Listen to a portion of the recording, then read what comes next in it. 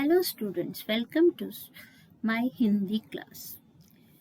आज हम कक्षा 10 की पुस्तक स्पर्श से बड़े भाई साहब का सार समझने जा रहे हैं।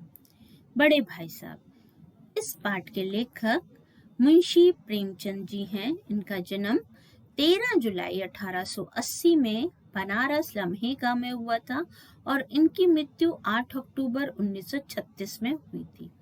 प्रेमचंद हिंदी और उर्दू के महानतम भारतीय लेखकों में से एक थे। इनका मूल नाम धनपत राय श्रीवास्तव था। प्रेमचंद को नवाब राय और मुंशी प्रेमचंद के नाम से भी जाना जाता है।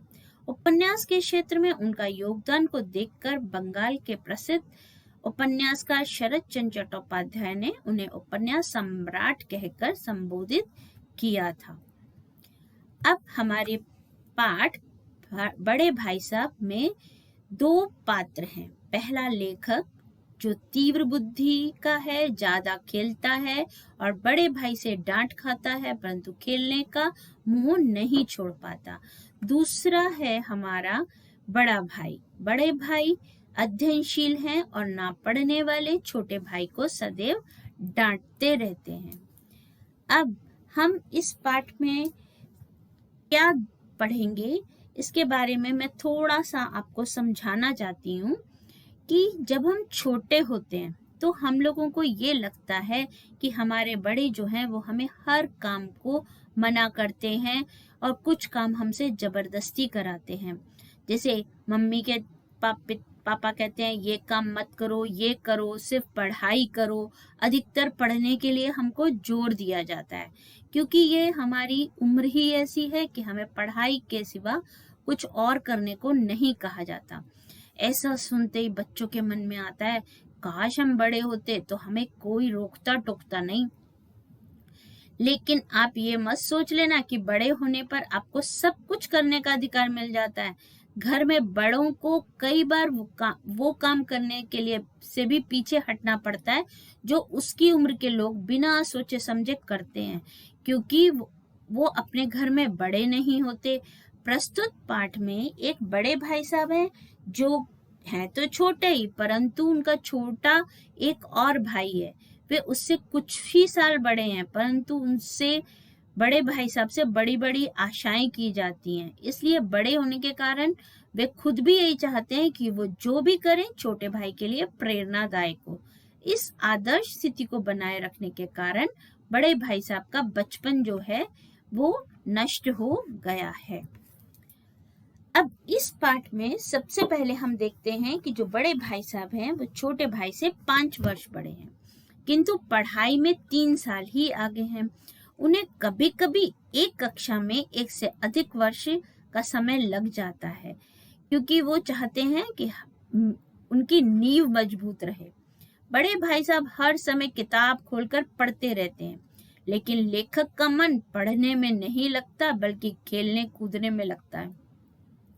बड़े भाई को लेखक का समय बर्बाद करना बिल्कुल पसंद नहीं था। लेखक कहता है कि बड़े भाई साहब बड़े थे और वह छोटा, इसलिए उसकी उम्र 9 साल की थी और बड़े भाई साहब की 14 साल की थी।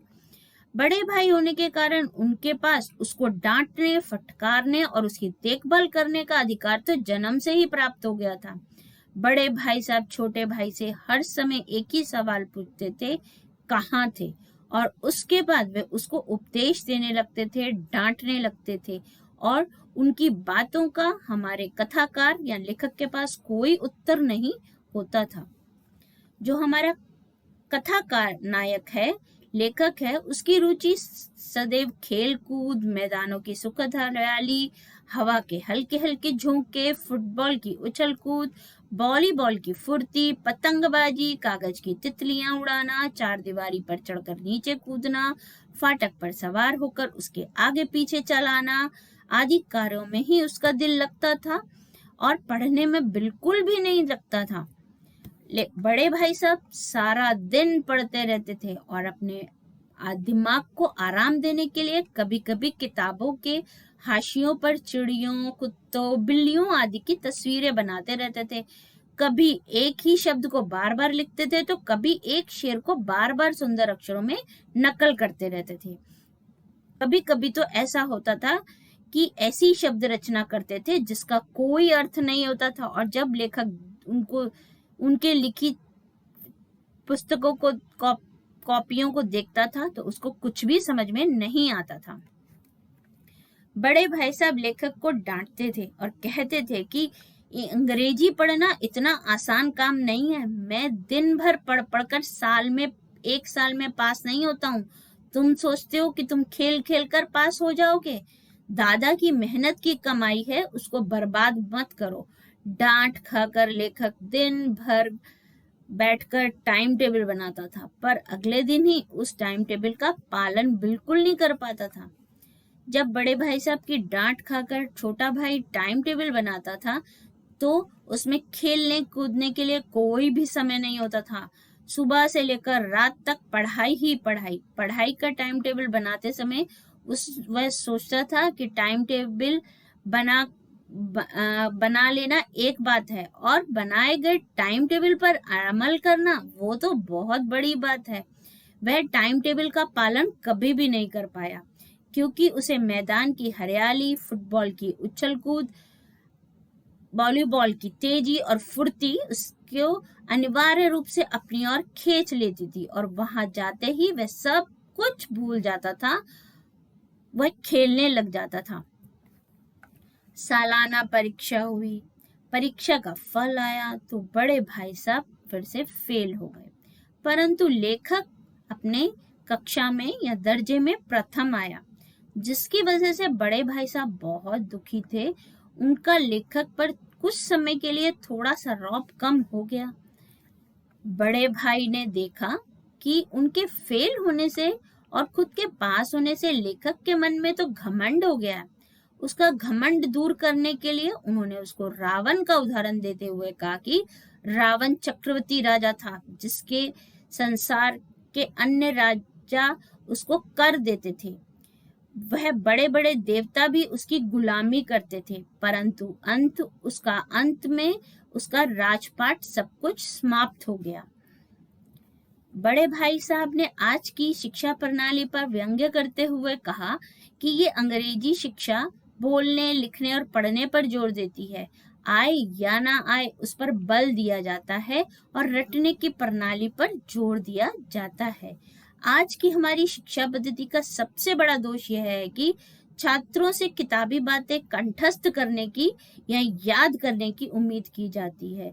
उसमें कहीं मौलिक विचारों को दबा दिया जाता है। कुछ बातें जानना बहुत जरूरी है, लेकिन क्यों जरूरी है यह बात छात्रों को कभी नहीं बताई जाती। हर कोई छोटे भाई की तरह मेधावी नहीं हो सकता। बड़े भाई साहब के अनुसार जीवन की समझ अनुभव और बड़प्पन से आती है। किताबों को रट्टा लगाने से हम चीजों का अनुभव नहीं ले सकते हैं। बहुत सी चीजें हमें अनुभव और तजुर्बे से ही समझ में आती हैं। वह पढ़ने लिखने से हमें उन चीजों का नहीं पता चलता। जैसे वो उदाहरण देते हुए कहते हैं, जैसे हमारी अम्मा और दादा, वह कम पढ़ लिख कर भी उम्र और अनुभव में अधिक समझदार हैं। उन्होंने उदाहरण देते हुए हेडमास्टर की माता जी का उदाहरण दिया कि वो बहुत बुजुर्ग महिला हैं, लेकिन जब हेडमास्टर जी अपने घर का खर्चा चलाते थे तो उनके सिर पर सदैव कर्जा ही रहता था, लेकिन अब उनकी माता उनके घर की देखभाल करती है। अपने सुशिक्षित पुत्र की अव्यवस्था को उस बुजुर्ग महिला ने संभाल लिया है। वह अधिक अनुभवी है, इसलिए अनुभवी व्यक्ति जीवन में हर मुश्किल का सामना आसानी से कर लेता है। उन्हें गलत और सही का पता लग जाता है। अब फिर से सालाना परीक्षा हुई और कुछ ऐसा इत्तेफाक हुआ कि लेखक जो था वो पास हो गया और बड़े भाई साहब इस बार फिर से फेल हो गए। जब परीक्षा का परिणाम सुनाया गया तो भाई साहब रोने लग गए और लेखक भी रोने लग गया। उसे अपने पास होने की कोई खुशी नहीं थी। अब भाई साहब का स्वभाव थोड़ा और नर्म हो गया और कई बार लेखक को डांटने का अवसर होने पर भी वे लेखक को नहीं डांटते थे। दूसरी बार पास होने पर छोटे भाई के व्यवहार में यह परिवर्तन आ गया कि वह स्वच्छंद और घमंडी हो गया। वह यह सोचने लगा कि अब तो वो पढ़े या ना पढ़े, वह तो पास हो ही जाएगा। वह बड़े भाई की सहनशीलता का अनुचित लाभ उठाकर अपना अधिक समय खेलकूद में लगाने लगा। एक बार वो ऐसे ही शाम के समय अपने दोस्तों के साथ पतंग पकड़ने के लिए दौड़ रहा था कि सामने से बड़े भाई साहब आ गए। भाई साहब ने उसे वहीं डांटना शुरू किया कि तुम्हें अपनी पोजीशन का ध्यान रखना चाहिए। पढ़ाई में भले ही तुम आगे हो, पर जीवन का अनुभव मुझे तुमसे ज्यादा है। बड़े भाई साहब कहते हैं कि मेरे रहते हुए तुम गलत राह पे नहीं चल सकते, गलत काम नहीं कर सकते, क्योंकि हम दादा मेहनत से कमाकर हमें पढ़ा रहे हैं। दादा मैंने पिताजी। यह सुनकर लेखक के मन में बड़े भाई के प्रति और श्रद्धा पैदा हो गई। भाई साहब ने कहा, पतंग उड़ाने को तो मेरा भी दिल करता है, परंतु तुम्हारी रक्षा का कर्तव्य भार मुझ पर है। तभी एक कटी हुई पतंग उड़ती हुई उन दोनों की तरफ आई। बड़े भाई साहब लंबे थे तो उन्होंने उसको लपक कर पकड़ लिया और अपने हॉस्टल की तरफ दौड़े और लेखक उनके पीछे पीछे भागने लगा। अब मेरे विचार में तो अगर भाई साहब की डांट फटकार छोटे भाई को ना मिलती तो शायद वो कभी अपनी कक्षा में अव्वल नहीं आता। यह बड़े भाई साहब की नसीहत और लताड़ ही थी जो कि उस पर अप्रत्यक्ष रूप से प्रभाव पड़ा और उसने कक्षा में प्रथम स्थान प्राप्त किया। मेरे विचार से बड़े भाई साहब की डांट फटकार के कारण ही छोटा भाई अव्वल आता था, अर्थात बड़े भाई की डांट फटकार उसके लिए वरदान सिद्ध हुई। अब हम बड़े भाई साहब के गुण देखते हैं। बड़े भाई साहब का पहला गुण यह था कि बड़ा भाई बड़ा ही परिश्रमी था। वह दिन रात पढ़ाई में जुटा रहता था, इसलिए खेल कूद में उसकी कोई रुचि नहीं थी। वह बार बार फेल होने के बावजूद पढ़ाई में लीन रहता था। नंबर 3, बड़ा भाई उपदेश कला में बहुत माहिर था, इसलिए वह छोटे भाई को उपदेश देता ही रहता था, क्योंकि वह अपने छोटे भाई को एक नेक इंसान बनाना चाहता था। चौथा, वह अनुशासन प्रिय है, सिद्धांत प्रिय है, आत्मनियंत्रण करना जानता है। वह आदर्शवादी बनकर छोटे भाई के सामने एक उदाहरण प्रस्तुत करना चाहता है। बड़ा भाई अपने छोटे भाई से 5 साल बड़ा है, इसलिए वह अपने अनुभव रूपी ज्ञान को छोटे भाई को देता है। अब इस पाठ से हमें क्या संदेश मिलता है? बड़े भाई साहब पाठ से हमें यह संदेश मिलता है कि हमें अपने अनुभवी व्यक्ति का कहा मानना चाहिए और बड़े व्यक्ति का कहना मानना चाहिए, क्योंकि जो कार्य हम अभी कर रहे हैं वो वह पहले ही कर चुके हैं और उन्हें यह भी पता है कि इन सब का क्या परिणाम निकलेगा। तो भाई के ऊपर ये पाठ पढ़ने के कारण हम एक अच्छा सा कोटेशन पढ़ते हैं, भाई एक ऐसा अनमोल रतन होता है जिसकी तुलना किसी भी मूल्यवान वस्तु से नहीं की जा सकती है। धन्यवाद।